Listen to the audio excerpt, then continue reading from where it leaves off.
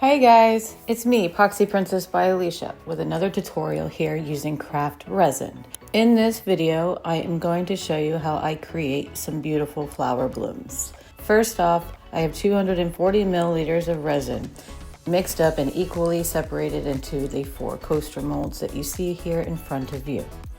Next, I am going to grab some yellow or orange alcohol ink. You can actually choose whatever color you'd like. And I'm going to drop that right into the center. Next, I take blue alcohol ink. Again, you can use whatever color alcohol ink that you'd like. Ink works the best because it spreads. A colorant is not going to spread like an ink will. Next, I have this bloom pigment paste and a white alcohol sinker ink. I also have a Ziploc bag, which in this bag I have used 4 drops of the alcohol ink, sinker ink, and I used 3 drops of the bloom paste. If you do not have the bloom paste, you can also use a white pigment paste, but you just want to make sure that you're not using too much of the pigment paste, because that will create it and make it heavy, and that will sink down to the bottom, creating those white blobs that we all love so much.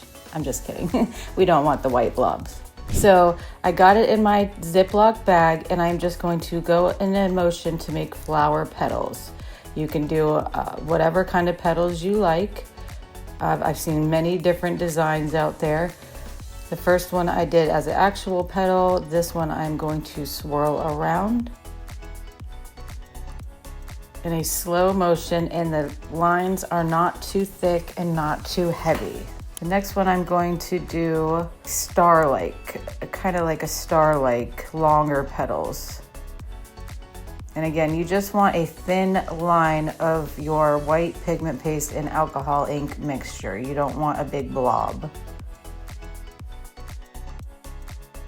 Okay, now that you got your petals, I have a silicone tool here.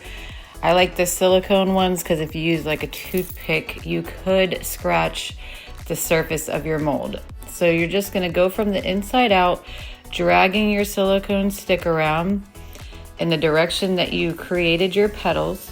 And sometimes you don't even have to drag them around. You can just let them do their own thing. So after that is done, I am going to let this cure for 24 hours, and we'll be back after that, and we are going to put a background coating on them.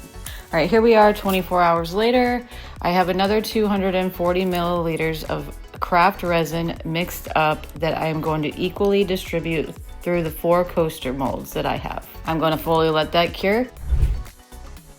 Here is the next day, and look at these flower blooms, guys. Look at these. That one's beautiful.